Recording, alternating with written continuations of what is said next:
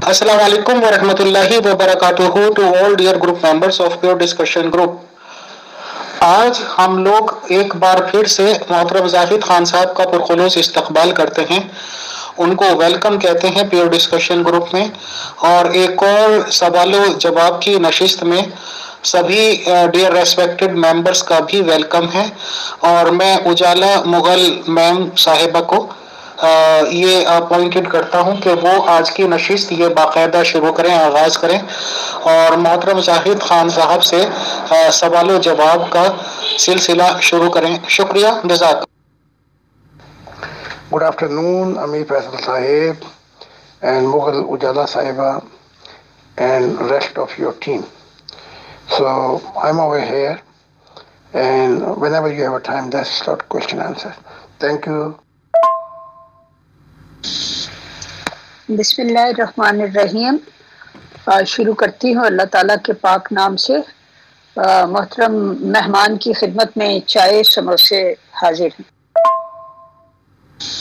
जी मोहतरम, बगैर वक्त ज़ाया किए हम अपने सवाल जवाब के सेशन की तरफ आते हैं। पहला सवाल ये है कि अल्लाह ताला ने जब से ये दुनिया बनाई है उसने गुमराह करने वाला सिर्फ एक भेजा, यानी इब्लीस, और इस्लाह करने वाले 1,24,000, बकौल आपके 1,48,000 भेजे, लेकिन वो एक सब पर गालिब आ गया।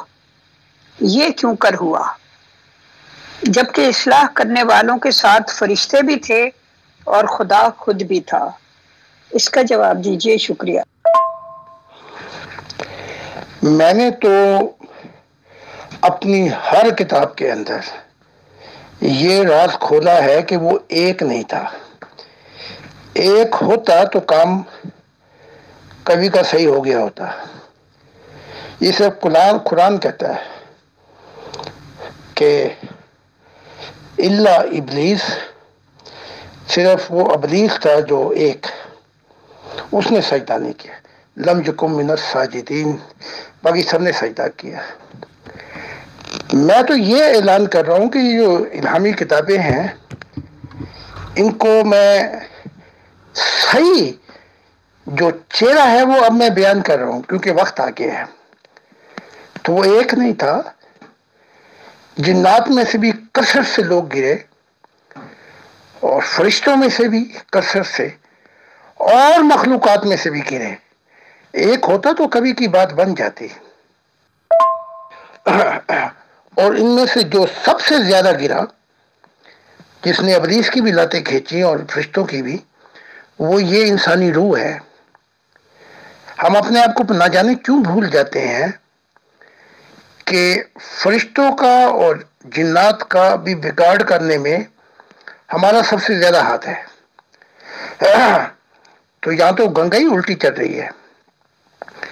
फरिश्ते जो थे पहले बड़े सुकून से रहते थे, इंसानी कायनात की तख्लीक से पहले।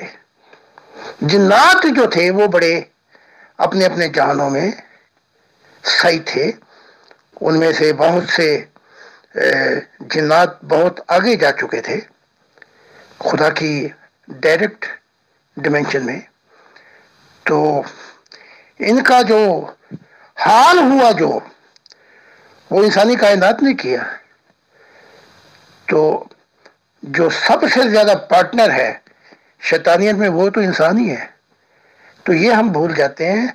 इसको अगर सारे जो तस्वीर के टुकड़े हैं सामने लाए तो फिर तस्वीर मुकम्मल होती है। तीसरा जवाब ये है, ये भी सुन लें कि एक टोकरी में आपने 50 सेब रखे, उनमें से एक खराब सेब भी रख दिया, वो 50 को खराब कर देगा। होना चाहिए था कि वो जो 50 है उनमें इतनी ताकत होनी चाहिए थी कि वो एक सेब को जो गंदा था ठीक कर देते। तो इसका जवाब ये है कि जब तक कामिल इंसान नहीं आता और ये मामले जो है जब तक वो मंजिल पे नहीं पहुंचता, एक ही मच्छी सारे तालाब को गंदा कर देती है।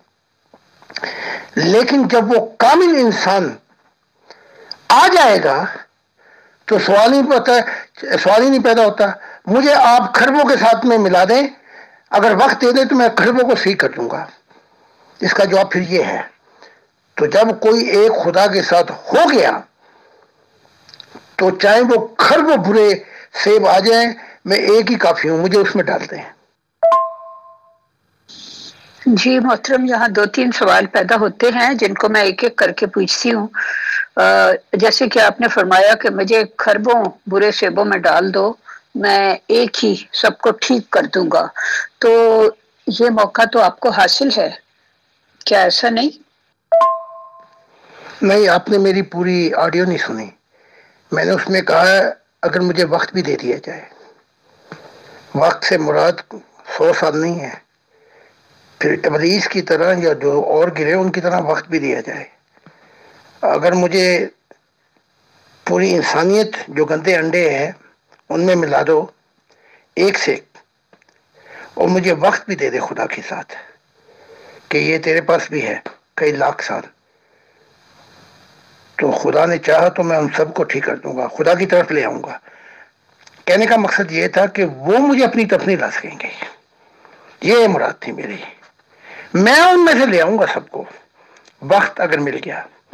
وہ مجھے نہیں ادھر لا سکتے. کہنے سے مراد یہ تھی.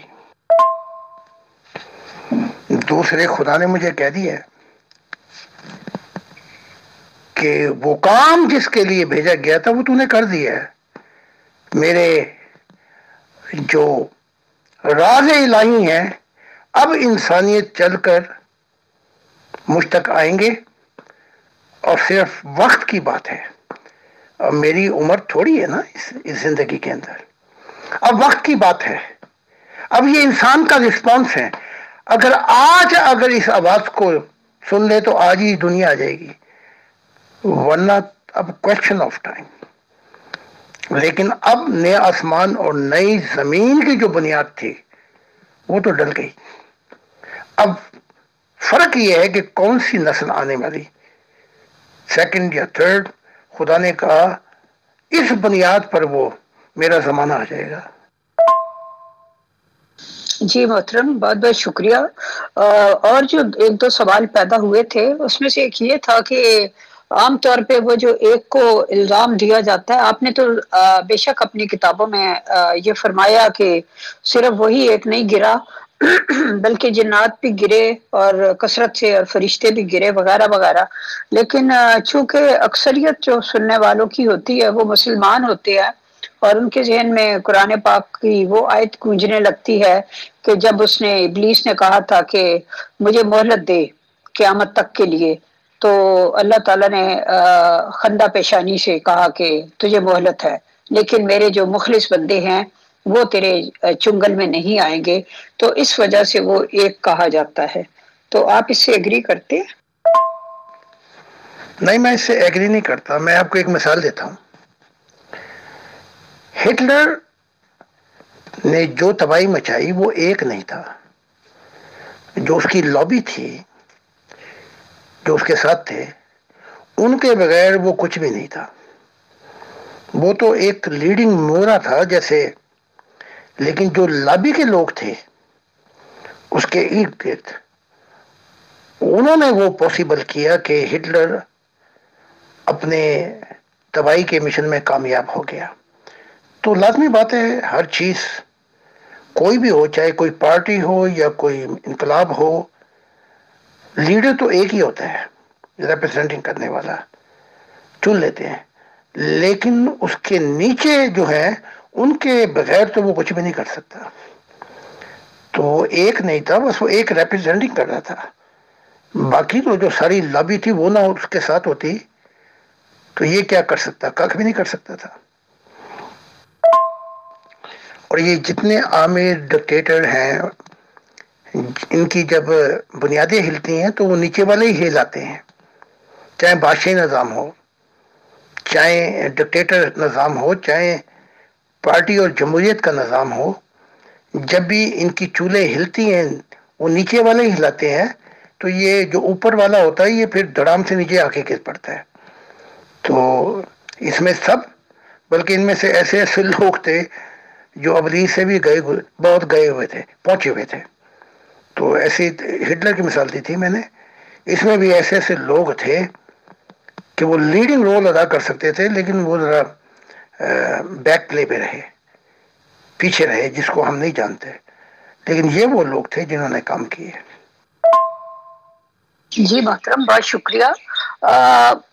میں ایک اپنا خیال آپ کے سامنے پیش کرنا چاہتی ہوں کہ جس طرح ہر نبی کو ایک قوت قدسیہ دی جاتی ہے، یعنی اس میں ایک کشش ہوتی ہے، ایک مقناطیسیت ہوتی ہے، جس کی وجہ سے جو بھی سعید روحیں ہوتی ہیں، نیک روحیں، وہ اس کے ارد گرد اکٹھی ہو جاتی ہیں. وہ ایک مقناطیس کی طرح جس طرح پورے اس میں پھرتا ہے اس کا پیغام، اور جن میں لوہے کا مادہ ہوتا ہے، جن ذرات میں، وہ اس کی طرف کشش کر جاتے ہیں. تو کیا اسی طرح سے ابلیس کو یا شیطان کو بھی ایک مقناطیسی قوت دی گئی ہوتی ہے، جس کی وجہ سے جو بھی نیگیٹو ذہن رکھنے والے لوگ ہوتے ہیں، شرارتی قسم کے، وہ اس کے ارد گرد اکٹھے ہو جاتے ہیں؟ کیا ایسا ہوتا ہے؟ جی ہاں، آپ نے بجا فرمایا. نیک لوگوں میں بھی ایسے لوگ ہوتے ہیں اور برائی کی دنیا میں بھی ایسے لوگ پائے جاتے ہیں. عامر دنیا میں بھی، ڈکٹیٹرشپ میں بھی ایسے لوگ ہوتے ہیں، جمہوریت میں بھی ایسے لوگ ہوتے ہیں. یہ ہے پوٹینشل. اور کاسمیٹک پرسنالٹی ہوتی ہے ان کی. تو ابلیس کی بھی پرسنالٹی تھی، لیڈنگ پرسنالٹی تھی اس کی.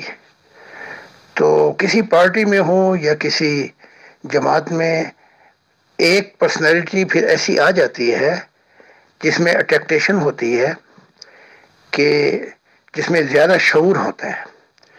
کیونکہ جتنا زیادہ شعور ہوگا، آپ چھوٹے شعور والے کو اپنے ڈومینین میں کھینچ لیں گے. تو آپ نے بالکل ٹھیک کہا، یہ ایسا ہوتا ہے. اور اسی ایسے ہونے کی وجہ سے برائی یا اچھائی، کافی لوگ رگڑے میں آ جاتے ہیں.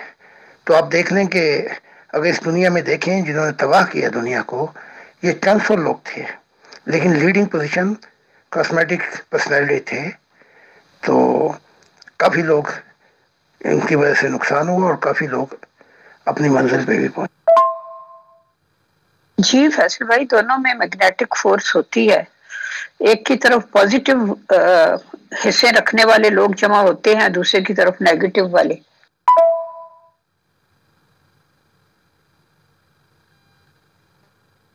بہت شکریہ.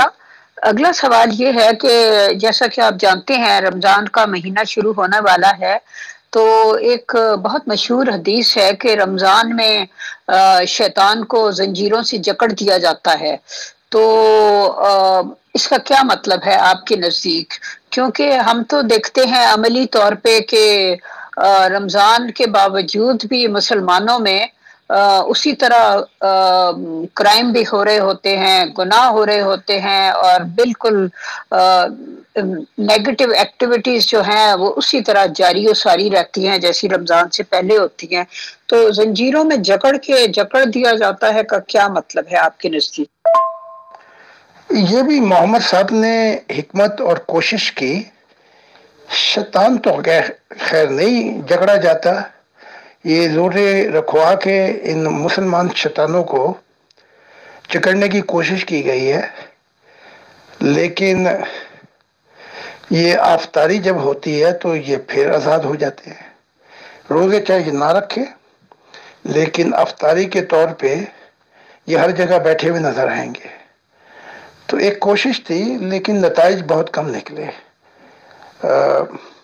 روزے سے مراد یہ بھی تھی کہ جب جسم کمزور ہوتا ہے تو روح طاقتور ہو جاتی ہے. تو اصل جو مقصد تھا روزوں کا، میں نہیں سمجھتا کہ مسلمان سمجھے ہیں، کیونکہ یہ ایک تفصیل اور یہ ایک ایسا مضمون ہے کہ اگر اس کے اصل رنگ میں جان لیا جائے تو واقعی یہ جو مسلمان شیطان ہیں یہ جکڑے جائیں گے. محترم یہ صاحب پوچھ رہے ہیں، بلکہ کہہ رہے ہیں کہ آپ کی رائٹنگ سکل آپ کی وربل سکل کی نسبت زیادہ بہتر ہے، آپ کی تحریر پڑھ کر کوئی اثر پیدا بھی ہوا ہو تو وہ آپ کی باتیں سن کر زائل ہو جاتا ہے، اس کی کیا وجہ ہے؟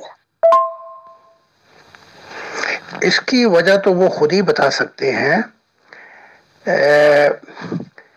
ہر شخص کی ایک روحانی گروتھ ہے۔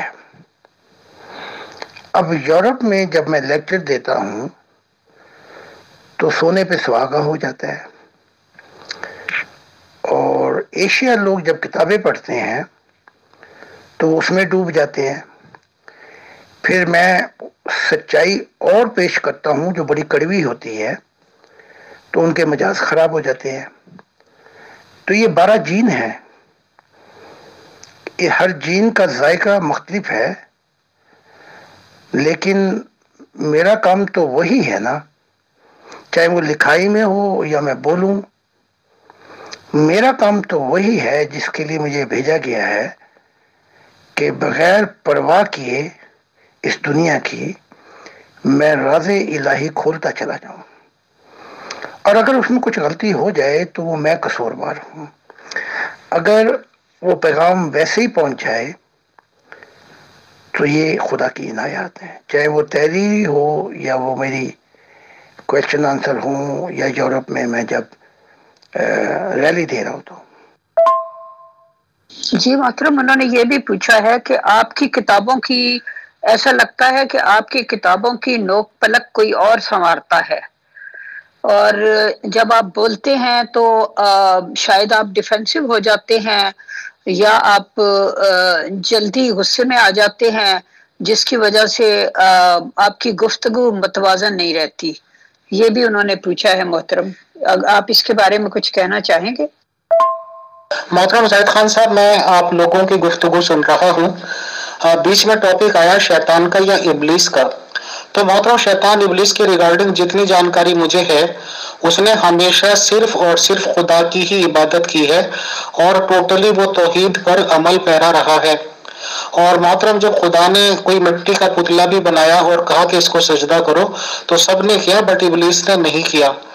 تو ظاہر سی بات ہے کہ ابلیس اپنے دماغ کو اس حد تک پورا تیار کر چکا تھا کہ خدا کے علاوہ کسی کو سجدہ نہیں کرنا، تو اس نے انکار کیا۔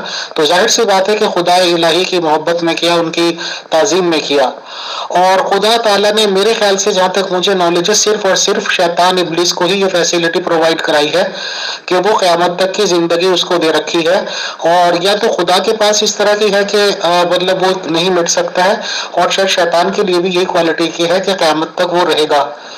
اور آپ یہ کہتے ہی ہیں کہ شریعتیں منسوخ ہو چکی ہیں، درہم مذہبوں کا کوئی مطلب رہا نہیں، تو کیوں نہ سر محترم زاہد خان صاحب بتائیں کہ کیوں نہ شیطان علیہ السلام ہی کے فالوور ہو جائیں ہم، اور شیطان ہی کو کہیں بھائی یہ سب سے بڑا توحید پہ رہنے والا پرسن تھا، ہم اسی کو مانتے ہیں، تو بتائیں۔ نہیں، نوک پلک تو میرا خدا سنوارتا ہے، اور بلکہ کتابیں میرے ہاتھ سے ہی آتی ہیں ساری، اور اس کی نوک پل بھی میں ہی لوگ ٹرانسلیشن کرتے ہیں، لیکن ان کتابوں کو جو ٹرانسلیشن ہوتی ہے ان کو بھی میں 10 دفعہ خود ہی سنتا ہوں، اس میں جو غلطیاں ہوں ان کو بھی میں خود ہی ٹھیک کرتا ہوں، ایسا نہیں ہے۔ اور کئی جگہ پر اگر کوئی مضمون آگے پیچھے ہو گیا تو وہ بھی خدا میری رہنمائی کر دیتا ہے۔ تو نوک، جو آپ نے کہا نوک پلک سنوارنے والا، وہی ذات ہے، یہ صرف ترجمان ہے، بلکہ ان کی ترجمانی کے اندر بھی میں ان کو ٹھیک کرتا ہوں جو انر کانٹینٹ ہے، تو ایسی بات نہیں ہے۔ ابھی میں نے دیکھا کہ ہزاروں لوگ ایسے بھی ہیں جو اپنا آئے اور دونوں چیزیں جو ہیں ان کے اندر وہ اتنا ڈوب گئے کہ خدا نے انہیں نبی بنا دیا اور بناتا چلا جائے گا، یہ خدا کا وعدہ بھی ہے۔ امیر فیصل صاحب کا جواب جو ہے وہ یہ ہے، انہیں کیسے پتہ لگ گیا کہ وہ صرف ایک ہی تھا؟ قرآن نہیں بتایا نا انہیں، الا ابلیس. قرآن نہیں بتایا، قرآن کے سوا اور مذہب نہیں ہے. اور پھر قرآن ہی جو ہے وہ اس قرآن میں ہی وہ بتاتا ہے کہ وہ اپنے شیاطین کو بلاتا ہے. اس کی جو لابی ہے وہ ایک نہیں ہے. یہ تو روحانیت جب آنکھیں کھل جائیں تو یہ سوال و جواب ختم ہو جاتے ہیں، کیونکہ حقیقت سامنے آ جاتی ہے. پھر وہ توحید کا پرچار کرنے والا تھا. تو یہ آپ کو کس نے بتا دیا کہ وہ توحید کا پرچار کرنے والا تھا؟ اس کا بھی حوالہ مجھے دے دیں، کہاں سے لیا آپ نے؟ وہ تو میں نے اپنی کتابوں میں بتایا ہے. توحید کا صرف ماننا اور خدا کی نافرمانی کرنا یہ دو مضمون ہیں. تو امیر فاصل صاحب کو چاہیے کہ ان مضمونوں کو اور کتابوں میں بھی ڈھونڈے. یہ قرآن کوئی لفظ آخر نہیں ہے، بلکہ بہت سی چیزیں ہیں جو انجیل کی وہ قرآن کے خلاف جاتی ہیں، اور بہت سی چیزیں تورات کی قرآن کے خلاف جاتی ہیں. تو یہ آپ کا اوپینین ہو سکتا ہے، اصل حقیقت نہیں ہو سکتی. اصل حقیقت جب ہوگی جب آپ کہیں گے کہ زاہد خان صاحب میں بھی خدا سے مل لیا ہوں، میں نے بھی مشاہدہ الہی کی زندگی کو دیکھا ہے، اور میں یہ بات کہہ رہا ہوں کہ اللہ تعالیٰ نے مجھ سے یہ بات کہی ہے. پھر میں آپ کو مان لوں گا، کیونکہ پھر آپ پہ ایک بوجھ بھی ہے کہ اگر آپ جھوٹ بول رہے ہیں تو آپ کا کھڑاکا بھی ہوگا. تو یہ ایسا نہیں ہے جیسے آپ سمجھیں. آپ قرآن کو گہرائی میں پڑھیں، وہاں یہ بھی لکھا ہے کہ وہ اپنے شیاطین کو بلاتا ہے. تو اس کے ساتھ اس کی لبی بھی ہے، وہ ایک نہیں ہے. وہ تو میں نے مضمون آپ کو سمجھا دیا ہے کہ ہر انقلاب، ہر پارٹی، ہر چیز کے اندر ایک لیڈر ہوتا ہے، لیکن اس لابی کے بغیر وہ لیڈر کچھ بھی نہیں ہوتا. تو اس کی ایک لابی ہو، جیسے میں نے ابھی مثال دی تھی ہٹلر کی، مسولینی کی، چاہے وہ اپنا کارل مارکسزم تھیوری ہو، وہ ایک کچھ بھی نہیں کر سکتا. جب وہ نیچے والے ہلیں تو یہ اوپر والا پہلے گرتا ہے. تو وہ ایک نہیں تھا. قرآن کہتا ہے کہ وہ اپنے شیاطین کو بلاتا ہے. وہ ایک ہوتا تو شیاطین کو کیوں بلاتا؟ ان کی تو بڑی کثرت ہے. تو وہ ایک بس وہ لیڈرشپ پوزیشن پہ تھا.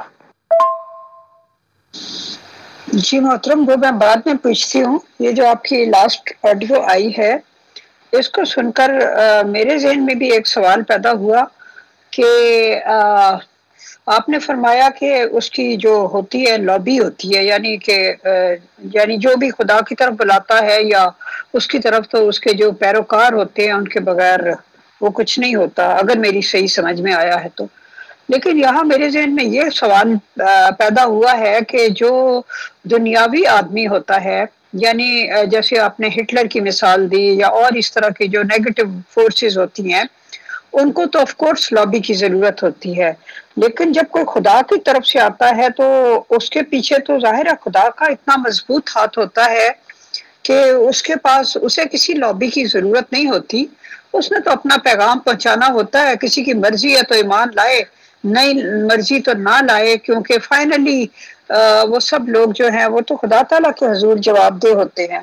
جیسے حضرت نوح علیہ السلام کی اتنے سالوں کی تبلیغ کے نتیجے میں کیا تھا؟ ایک کشتی کی سواریاں ہی تھی نا. اور حضرت عیسیٰ علیہ السلام کے 12 حواری تھے نا، اس میں سے بھی ایک نے پکڑوا دیا 30 روپے رشوت لے کے، اور دوسرے نے لعنت بھیجی 3 دفعہ. تو میرا مطلب یہ ہے کہ یہ ان کو لابی کی کوئی ضرورت نہیں ہوتی، میرا یہ خیال ہے. ویسے آپ فرمائیے. ٹھیک ہے، لیکن میں اتفاق نہیں کرتا. کیا محمد صاحب کے جو اصحاب تھے، اگر وہ نہ ہوتے تو محمد صاحب کیا کر لیتے؟ 12 سال جو دور گزارا ہے مکی زندگی میں، 39 تھے فالوور.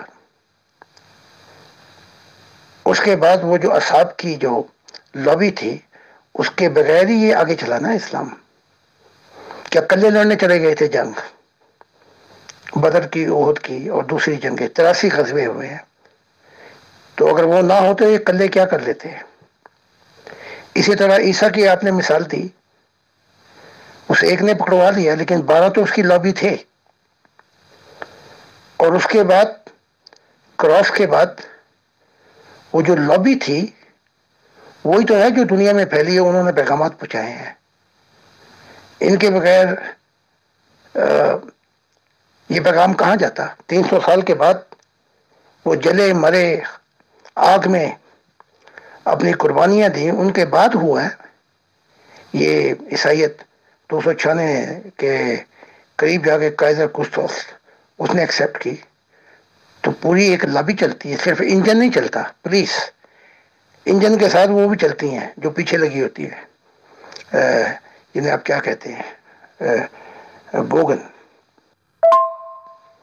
موسیٰ اکیلا نہیں چلا، موسیٰ کے ساتھ پوری تیاری کروائی گئی تھی بنی اسرائیل کی، پوری لابی تیار کی گئی تھی. اور پھر جب وہ چھوڑ گیا، مدائن میں اکیلا تھا، تب بھی جب اس کو واپس مشن دیا گیا تو اس کے ساتھ 6 لاکھ لوگ تھے کہ جا کے ان کو فرعون کو کہے کہ لیٹ مائی پیپل کو، میرے لوگوں کو جانے دے. تو اکیلا اکیلا موسیٰ تھا تو اپنا 40 سال اس نے گزارے تھے، کر لیتا جو کچھ کر سکتا تھا اکیلا. تو انجن اور اس کے پیچھے جو بگیاں ہوتی ہیں یہ ایک فورس ہوتی ہے. ورنہ بڑے 148 نبی آئے، 1,48,000 نبی آئے، اکیلے آئے اکیلے چلے گئے، ان کو وہ لابی نہیں مل سکی. ان کو وہ سپورٹ مل جاتی تو وہ بھی کچھ کر کے دکھا دیتے. تو اس کے بغیر کام نہیں چلتا. جی محترم، بہت شکریہ. اگلا سوال میں ان صاحب کا پیش کرتی ہوں. انہوں نے فرمایا ہے کہ آج کل میڈیا کا دورہ ہے، ٹی وی چینل ہر وقت نت نئی خبروں کی تلاش میں رہتے ہیں اور اپنی ریٹنگ بڑھانے کے لیے انوکھی خبریں ڈھونڈ نکالتے ہیں، پھر ان پر تبصرے اور ٹاک شوز وغیرہ کرتے ہیں. آپ کی تعلیم چونکہ گزشتہ سب انبیاء سے مختلف ہے، تو کیا جرمنی یا کسی اور ملک کے میڈیا نے آپ کا انٹرویو کیا ہے یا آپ کو اپنا پیغام دنیا تک پہنچانے کی سہولت فراہم کی ہے؟ پلیز بتائیے. شکریہ. ہزارہ انٹرویو ہیں، ٹیلی ویژن کے انٹرویو ہیں، میڈیا کے انٹرویو ہیں. آپ گوگل میں جائیں تو میرا نام دیں گے تو وہاں سب کچھ نکل آئے گی انفارمیشن. اور سینکڑوں میڈیا لکھتا ہے.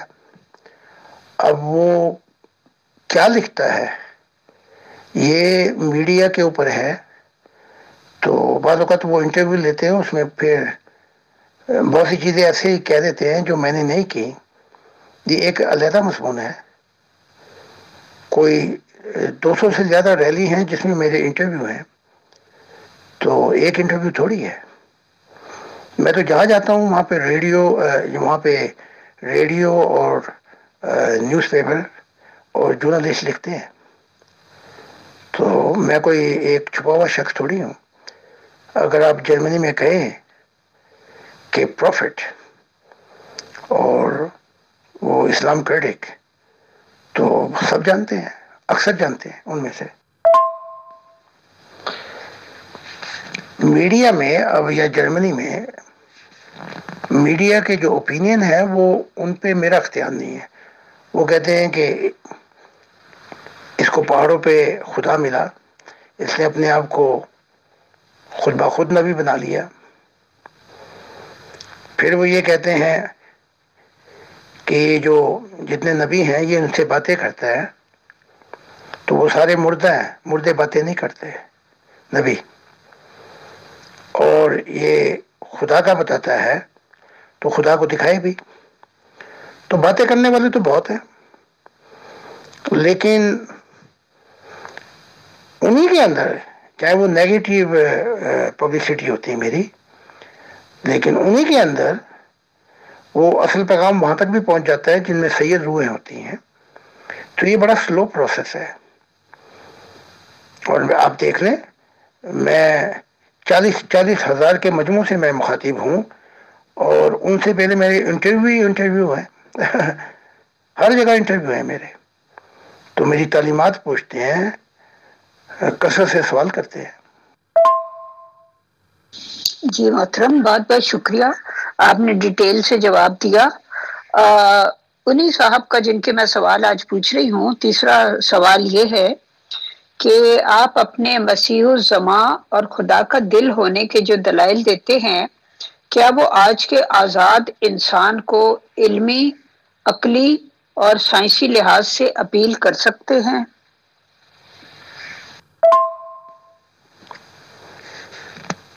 جو میں دلائل دیتا ہوں یورپ میں، وہ تو بڑے ریزنیبل اور انٹلیکچل بیسس پہ ہوتے ہیں، اور اسی وجہ سے لوگ جو ہیں وہ کھینچے چلے آ رہے ہیں. اور یہ جو مذہب ہیں،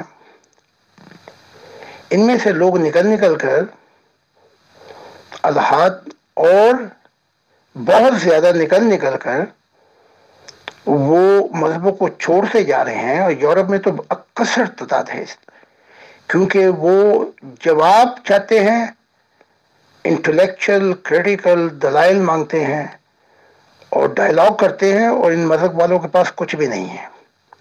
حقیقت یہ ہے. لہذا کثرت سے لوگ کرسچینٹی کو چھوڑ چکے ہیں، اور آج بھی انہیں خدا کی تلاش ہے. تو وہ ہماری موومنٹ میں آ رہے ہیں، اور رفتہ رفتہ بعض اوقات پروسیس سلو ہوتا ہے، لیکن تعداد بڑھتی جا رہی ہے. تو بالکل، میں تو آیا تھا ایسٹ سے، یعنی کہ پاکستان سے. میں کیا اور میری اوقات کیا، میں تو وہی شخص ہوں جو ساری زندگی فٹ پاتھوں پہ سوتا رہا. اور میں ہی وہ شخص ہوں جو European intellectual society, intelligent society کو اپیل کر رہا ہے، اور لوگ آتے جا رہے ہیں. ابھی کچھ دن پہلے پروفیسر صاحب نے جوائن کی. ہماری موومنٹ میں اسکالرجسٹ ہیں، ہماری موومنٹ میں بڑے ویل ایجوکیٹڈ لوگ ہیں. تو یہ تعداد اس لیے بڑھ رہی ہے کہ ان کے ریزن، ان کے انٹلیکچل کوشچن، ہر چیز کو میں نے کبھی فبیڈڈ کیا ہی نہیں، کبھی روکا ہی نہیں میں نے ان کو. میں نے تو اوپن کہا، please ask me every question, and if I have observation experience I will share with you. تو میں تو ہر سوسائٹی کو اپروچ کر رہا ہوں یورپ میں، اور پوری پبلک لائف میں چیلنج کر رہا ہوں میں. تو بلکہ بعض اوقات میڈیا بڑے سخت سوال کر دیتی ہے، لیکن ان کی برین اور ان کے انٹلیکچل ریزن میں ان کو جواب دیتا ہوں. تو میرا کام ہی یہی ہے، صبح سے شام گروپوں میں.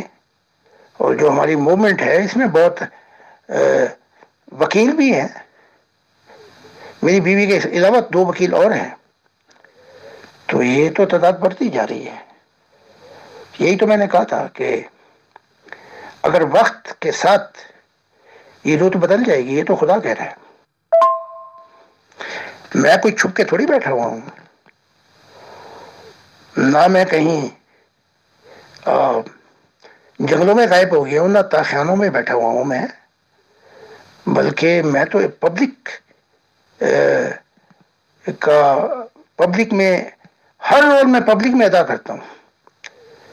کیونکہ اگر رت بدلنی ہے تو پبلک کو ساتھ لے کر چلنا پڑے گا، تب انقلاب آتا ہے.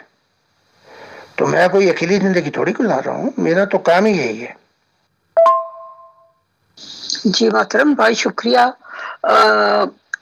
یہاں آپ یہ بتائیے کہ آپ انٹلیکچولی خدا تعالیٰ سے اور گزشتہ انبیاء سے جو آپ کی ملاقاتیں ہوتی ہیں عالم ارواح میں، ان کو آپ انٹلیکچولی اور سائنسی طور پر کس طریقے سے جسٹیفائی کرتے ہیں ویسٹرن کمیونٹی کے سامنے؟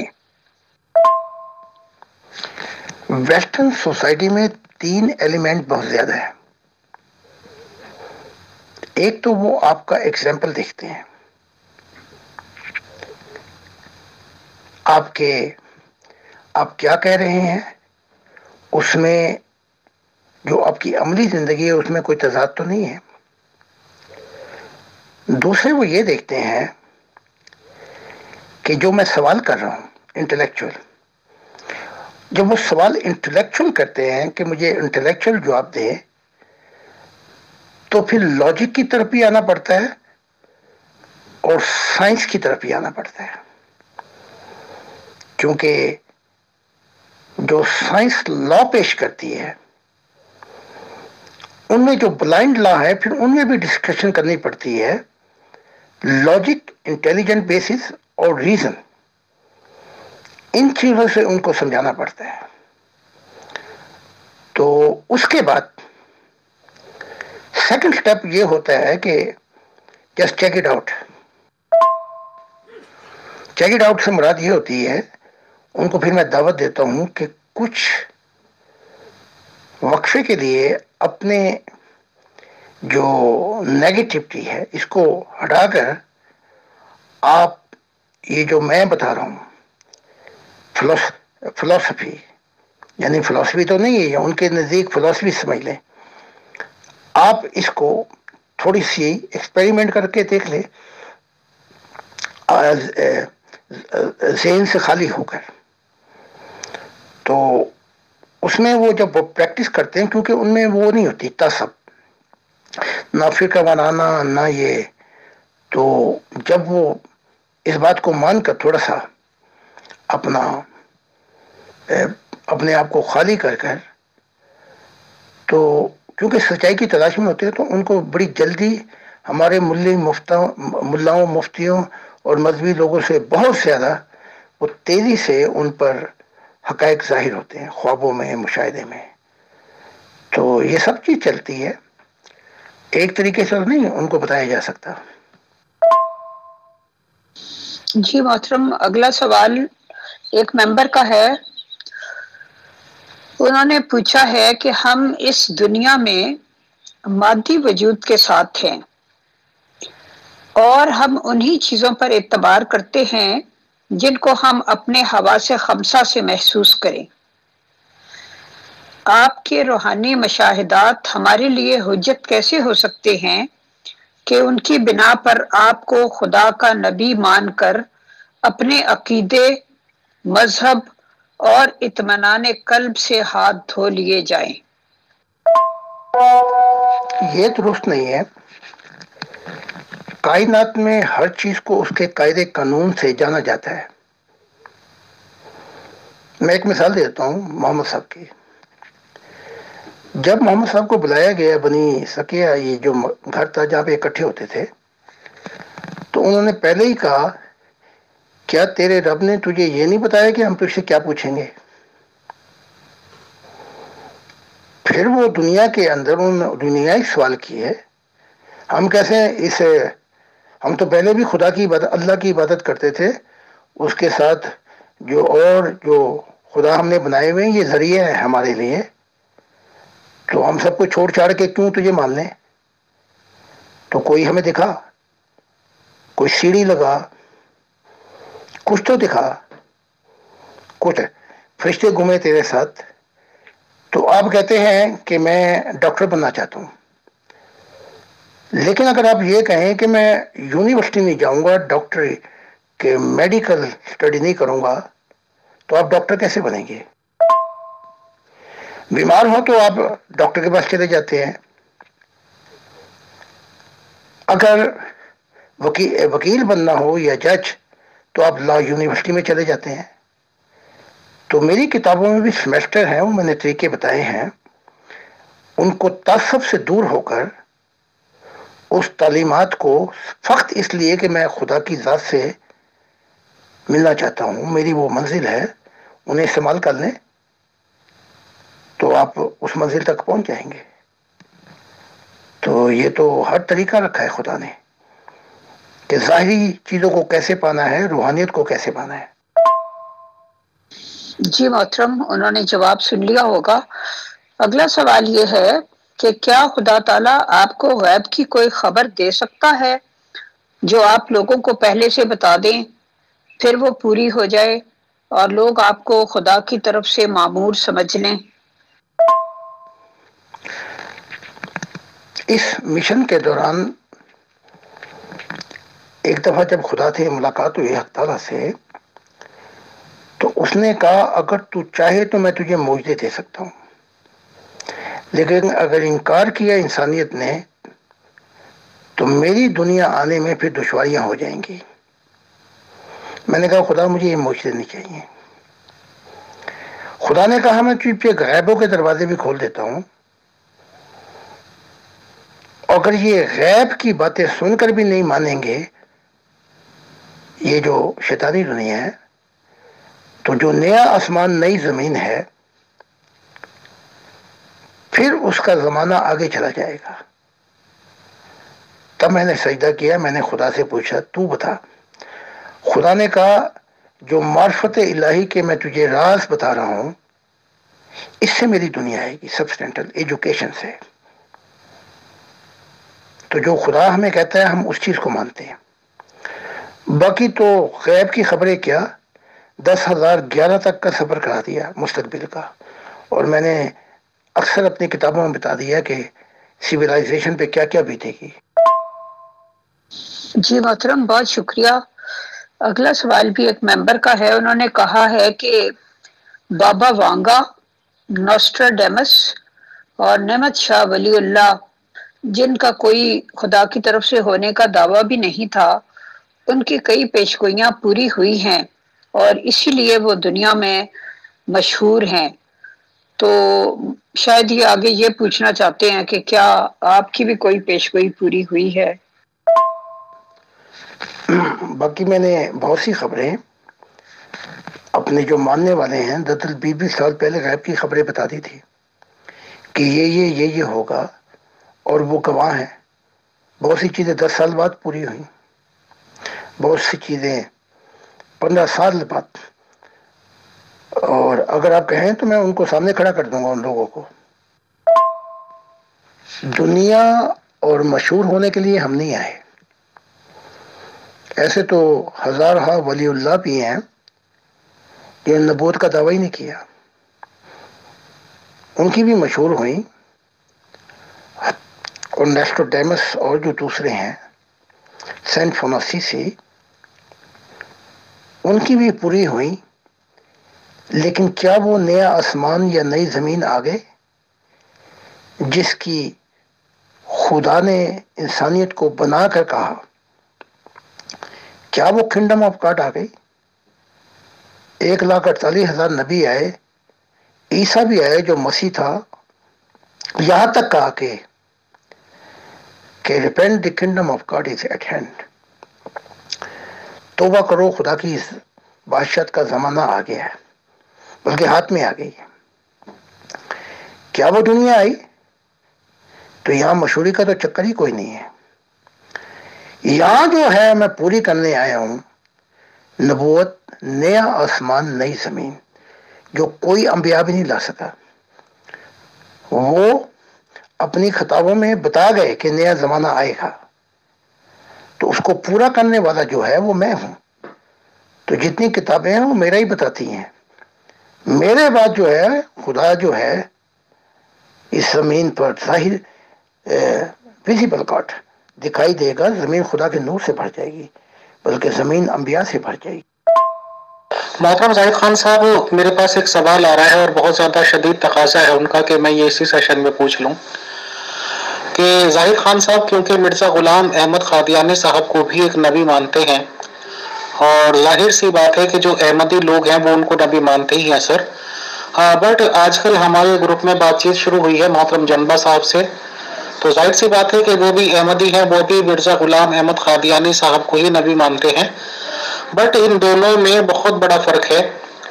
جو مرزا مسرور صاحب کے زیر نگرانی خلافت چل رہی ہے، ان لوگوں کا کہنا یہ ہے کہ جو مرزا صاحب کی خواہش تھی، ول تھی، اس کے اکارڈنگ وہی ان کے صحیح اقدار بنتے ہیں.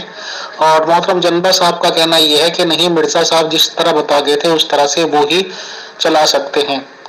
تو کیا ان دونوں لوگوں میں سے بھی کوئی ایک ہی جنت میں جائے گا محترم؟ کیونکہ ظاہر سی بات ہے کہ ایک تو ان میں سے غلط ہوگا کہ مرزا صاحب کے راستے پر نہیں ہوگا. تو بتائیں. جی محترم، میں آخری سوال کرتی ہوں آج کے پروگرام کا. آپ فرماتے ہیں کہ اس مردہ قرہ یا کائنات کو زندگی دینے کے لیے خدا تعالیٰ نے اپنی طاقت کا مظاہرہ کیا، جسے ہاریزونٹل یونیورسل پرائم فورس کہتے ہیں. اس بات کو ذرا واضح کیجیے گا پلیز. جو دعویٰ غفار کا ہے ذکی غلام ہونے کا، اور یہ کہنا کہ جس طریقے سے یہ چنتے ہیں خلیفہ کو، یہ خدا کا طریقہ نہیں ہے.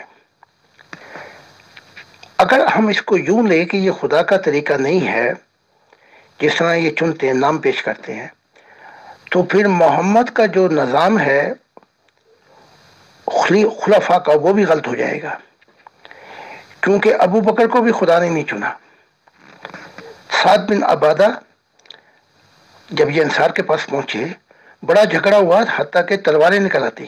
وہ کہہ رہے تھے ایک طرف انصار میں سے ہو خلیفہ، ایک طرف مہاجر میں سے خلیفہ ہو. پھر عمر نے کہا یہ تو ایسے ہے جیسے دو اونٹوں کو ایک رسی سے باندھ دینا. تب تلواریں نکل آئیں اور بہت نزدیک تھا کہ قتل و خون ہو. عمر نے اپنا ہاتھ پھیلایا ابو بکر کے ہاتھ میں، کہا میں آپ کی بیعت کرتا ہوں. پھر وہ اپنا مہاجرین نے کی، انصار نے. تو یہاں پہ خدا کہاں پہ بیٹھا ہوا تھا؟ اب آگے چلتے ہیں تھوڑا سا. اور عمر کا جب وہ ابو لولو نے خنجر مارا تو اس کے مارنے کے بعد بھی کچھ دیر زندہ رہے، کچھ دن. تو عمر نے خود ایک کمیٹی تشکیل دی جس میں سعد بن ابی وقاص، اس میں عبد الرحمن بن عوف، اس کے اندر زبیر، طلحہ، عثمان اور علی شامل تھے. 6 جماعتی. اس میں اپنے بیٹے کو بھی کہا، عبداللہ بن عمر وہ بھی شامل تھا، لیکن کہا یہ خلافت کا حقدار نہیں ہے، یہ 6 آدمی چن کے ایک کو خلیفہ بنا لیں. تو پھر عبد الرحمن بن عوف علیحدہ ہو گئے. اور یہاں بھی یہ لمبی داستان ہے، میں مختصر کرتا ہوں. پھر انہوں نے عبد الرحمن بن عوف نے عثمان کو خلیفہ چن لیا. تو یہ کیا خدائی نظام تھا؟ اس کو سوچنے کی ضرورت ہے غفار صاحب کو بھی. اگر اس طرح ڈائلاگ کریں گے تو کہ خدائی نظام نہیں ہے جس طرح انہوں نے چنا، تو کیا اسلام کا یہ خدائی نظام تھا جس کو یہ مانتے ہیں؟ چاروں خلافہ میں سے چن کے چنا گیا ہے، کوئی خدائی نظام ہے ہی نہیں یہاں پر. تو پھر وہ جنبا صاحب کو انکار کرنا پڑے گا اسلام کا بھی، ان کے خلافاء کا بھی، اگر ان کی یہ ضد ہے. اب دوسری یہ جنت میں کون جاتا ہے، جنت میں کون نہیں جاتا، اس کا ٹھیکہ میں نے نہیں لیا ہوگا. اگر غفار صاحب یہ دعویٰ کرتے ہیں کہ میں ہوں، تو اس کے ذمہ دار وہ ہیں. یہاں پہ خدا نے مجھے کہہ دیا ہے کہ جب کوئی یہ کہے کہ میں خدا کی طرف سے ہوں، تو کسی انسان کی یہ طاقت نہیں ہے کہ اس کو جھوٹا کہے، پتھر اٹھائے. تو یہاں پر آ کر میں نے تو یہاں تک بتا دیا کہ 12 ذکی غلام ہیں اس وقت زمین کے اوپر. تو اگر ان میں سے کوئی بھی کہے کہ میں خدا کی طرف سے ہوں، ہمارا کام ہے کہ ان کی تعلیمات کو سننا. اور اگر وہ تعلیمات جو وہ دے رہے ہیں، یہ نہیں کہ جھگڑے بازی شروع کر دیں، محمود جھوٹا ہے، میں سچا ہوں، یہ ہے وہ ہے، لعنت ملعنت. اگر وہ تعلیم دے دیں کہ جس سے دل کھنچا جائے خدا کی طرف، تو قبول کرنے میں کیا حرج ہے؟ تو ہمارا وہی عقیدہ ہے جو خدا نے ہمیں بتایا ہے کہ کوئی بھی دعویٰ کر دے اس کو غلط ثابت کرنا میں نہیں، تو نہیں ہے، کیونکہ اس نے جھوٹ اگر مجھ پہ بولا تو میں اس کو سمجھوں گا، میں سنبھالوں گا اسے. جی محترم زاہد خان صاحب، اصل میں میرا بنیادی مقصد یہی تھا کہ آپ سے میں جانکاری لوں کہ جیسے یہ کہا جاتا ہے کہ چاہے وہ 1400 سال پہلے والی خلافت ہو ابو بکر جی کی جو خدا نے بنایا، چاہے احمدیز لوگوں کی خلافت ہو، یہ بھی بہت ہی شور کرتے ہیں کہ جی خدا نے بنایا، خدا نے بنایا. تو آپ کی باتوں سے بھی یہی لگتا ہے اور کامن سینس بھی یہی کہتی ہے سر خدا نے کسی کو نہیں بنایا، بس وہ تو ہو گیا تو ہو گیا. اس سے آگے تھوڑا سا اور آ جاتے ہیں. وہی ہو نبی پر، اور وہی جب ہو رہی ہے تو اسے خبر نہ ہو اس نبی کو کہ میں نبی ہوں، اور وہ جائے اپنی بیوی کے ساتھ خدیجہ کے ساتھ ورقہ بن نوفل کے پاس، اور وہ اسے بتائے کہ وہ نبی ہے موسیٰ کی طرح. تو یہاں بھی بہت سوچو بچار چاہیے. یہ کیا ہے؟ کیا جبرائیل نہیں بتا سکتے تھے میں کون ہوں؟ ورقہ بن نوفل جو عیسائی تھا اس نے بتایا تو تب یقین آیا. تو ان باتوں کو سوچیں نا، ورنہ بات بہت آگے چلی جائے گی. تو غفار صاحب جو ہیں انہیں بھی سوچنا چاہیے. اگر احمدیت کے نظام کو غلط کہیں گے تو پھر اسلام کے نظام کو بھی غلط کرنا پڑے گا. محترم زاہد خان صاحب، پتہ نہیں یا تو میں کچھ سوال کرنے میں غلطی ہوئی یا پتہ نہیں سر. تو محترم غفار جمبا صاحب یہ تھوڑا ہی کہتے ہیں کہ یہ خلیفہ کو تو بھائی خلیفہ تو ہیں ہی خلیفہ، وہ یہ کہتے ہیں کہ اللہ نے ان کو نہیں بنایا، بس ایک کمیٹی سے چنتی، یہی تو کہتے ہیں محترم وہ. بہرحال شکریہ. جیسے بائبل کہتی ہے، تھوڑا سا ہلکا سا جواب دے دیتا ہوں کہ خدا کا تخت پانی پہ تھا اور جنبش کرتا تھا. اب اگر ہم اس انویسٹیگیشن کریں تو پانی میں دو ایلیمنٹ ہیں، ہائیڈروجن آکسیجن. یہ خدا کی انرجی کا حصہ تھا جو گیون ٹیک سے پیدا ہوا. اس کے بعد سائنس کہتی ہے کہ کائنات کی پروسیس کے اندر ہزارہ گیسز تھیں، پھر وہ غائب ہو گئیں اور چند گیسز رہ گئیں جو انسان کی زندگی کے لیے کافی تھی. وہ گیسز انرجی بھی خدا کا حصہ ہے، گیو اینڈ ٹیک، خدا کے یونیورسل کانشسنس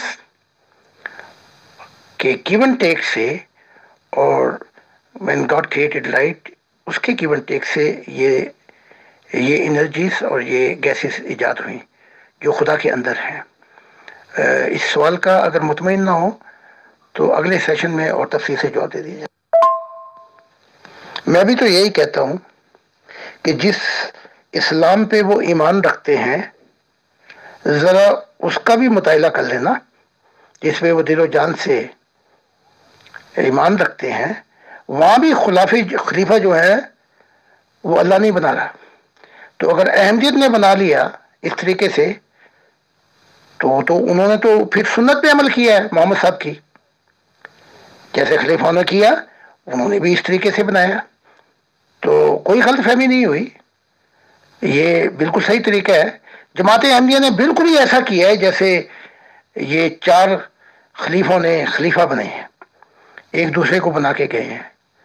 تو اگر اس طریقے کو جماعت احمدیہ کے طریقے کو غلط کہنا پڑے گا تو پھر اسلام کے طریقے کو بھی غلط کہنا پڑے گا جو وہاں ہوا. تو دونوں چیزوں کو پھر انصاف کی نظر اور عدل کی نظر سے دیکھنا پڑے گا. فیصل بھائی، محترم زاہد خان صاحب بہت ہی شفقت سے اور تحمل سے بہت سے اٹپٹے سوالوں کے بھی جواب دیتے ہیں، اور ان کے لیے اس بات کے لیے میں تہہ دل سے ان کی شکر گزار ہوں. اور یہ بھی بتا دوں چلتے چلتے، عالم ارواح کے اندر غلام احمد قادیان اپنے بیٹے محمود کو وہ ذکی غلام کہتے ہیں. یہ ہے وہ میرا بیٹا. تو اس سے غفار صاحب بھی سوچ لے کہ وہ کون سا دعویٰ کر رہا ہے پھر. اور اگر آپ چاہیں تو جماعت احمدیہ کے بہت سے لوگ ہیں وہ قرآن سے ہی اور سنت سے ہی ان کو دلیلیں پیش کریں گے اگر آپ چاہیں. بہت سے لوگ ہیں.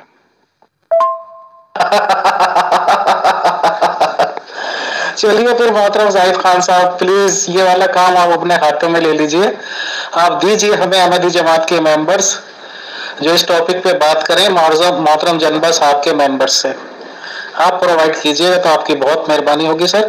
ہم تو خود سننا چاہتے ہیں کہ احمدی نظام کے لوگوں میں اور محترم جنبا صاحب کے لوگوں میں آخر حق پہ ہے کون. شکریہ. جب غفار جنبا صاحب نے کہا کہ اللہ فیصلہ کرے اور وہ کر دے گا، میرے اور زاہد صاحب کے درمیان اس کے بعد 10 اور 11 افراد جنبا صاحب کے میرے مشن میں آ گئے. تو دعا ہے کہ جنبا صاحب بھی آ جائیں گے. ایک ہی رہ گیا نا بھئی، باقی تو ان کے آ گئے. جب یہ کہا کہ فیصلہ کرے خدا، اس کے بعد ہی خدا نے فیصلہ کر دیا.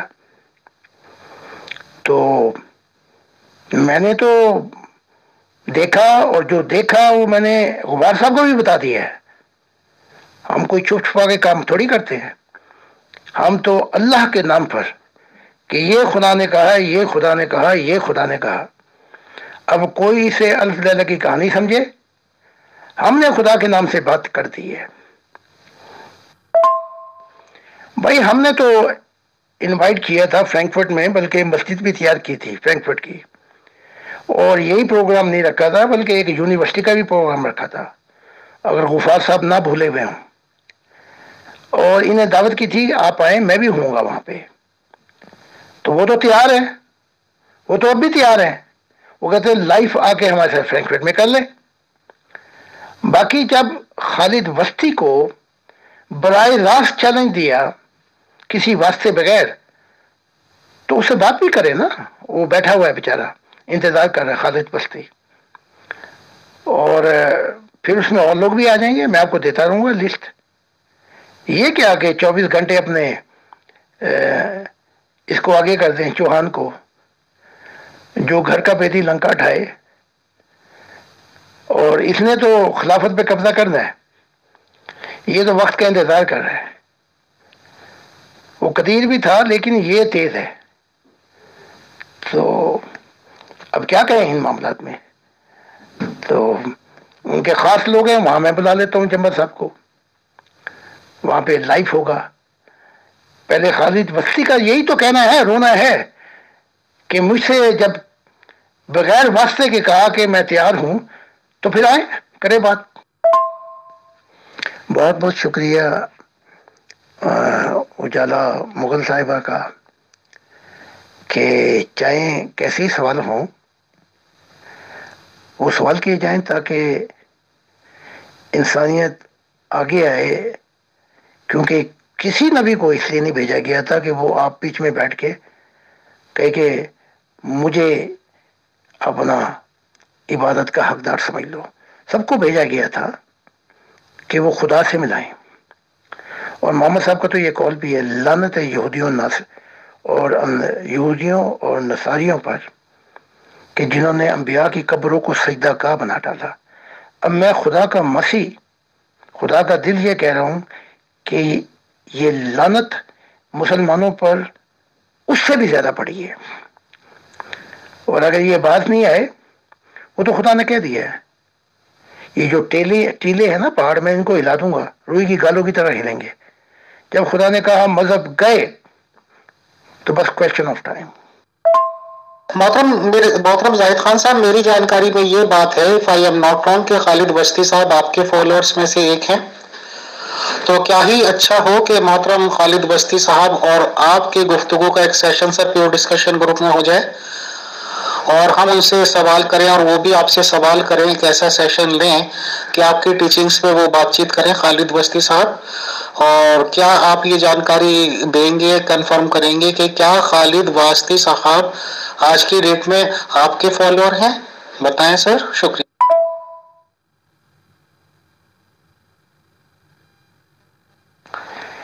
نہیں، وہ میرے فالوور نہیں ہے، بلکہ پورے دل سے مجھ سے محبت کرتے ہیں.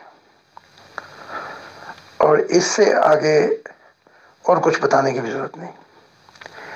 تو हाँ, मैं ले आता हूँ खालिद वस्ती साहब को, वो मेरा इंटरव्यू करें और मुझसे क्वेश्चन आंसर करें। मैंने पैगाम भी भेज दिया उनको कि वो आ जाए और वो बातें भी बताएं ताकि गलतफहमी दूर हो कि जमात अहमदिया के मुतालिक भी सवाल करें, मुझसे भी सवाल कर ले तनकीदी, और जो कुछ वो पूछना चाहता है पूछ ले, मैं पूछता हूँ। बहुत बहुत शुक्रिया, बहुत जज़ाकल्लाह मोहतरम जाहिद खान साहब। आप आज का सेशन भी बहुत अच्छा कामयाब रहा और एक नया सिमत भी हमें ये मिली कि मोहतरम खालिद वास्ती साहब आपका इंटरव्यू टाइप लेंगे प्योर डिस्कशन ग्रुप में मोहतरम। और आपसे हम्बल रिक्वेस्ट ये भी है जाहिद खान साहब, जब आप इस तरह के प्रोग्राम अरेंज करवाने की बात आप कह रहे हैं तो बहुत अच्छा आपका कदम है। तो आप कोशिश ये कीजिएगा कि खालिद वास्ती साहब ही अमीर फैसल के सवालों के जवाब उस रिगार्डिंग भी दें, या उजाला मुगल मैम साहब के भी, कि जमाती निज़ाम आखिर इसमें सवाल किसके क्यों नहीं कर सकते, हम सवाल करें और हमें ये जानकारी भी वो प्रोवाइड करें कि आखिर खलीफा ऑफ अहमदीस का चुनाव होता किस तरह है। हमारे पास इस रिगार्डिंग सवाल हैं, तो सर अगर आप इस बारे में हेल्प कर सकते हैं जाहिद खान साहब तो हेल्प कीजिएगा कि मोहतरम खालिद वास्ती साहब इन सवालों के जवाब भी हमें प्योर डिस्कशन ग्रुप में दें। शुक्रिया, जज़ाकल्लाह। इंशाल्लाह नेक्स्ट सेशन में बहुत जल्दी मुलाकात होती है। Thank you.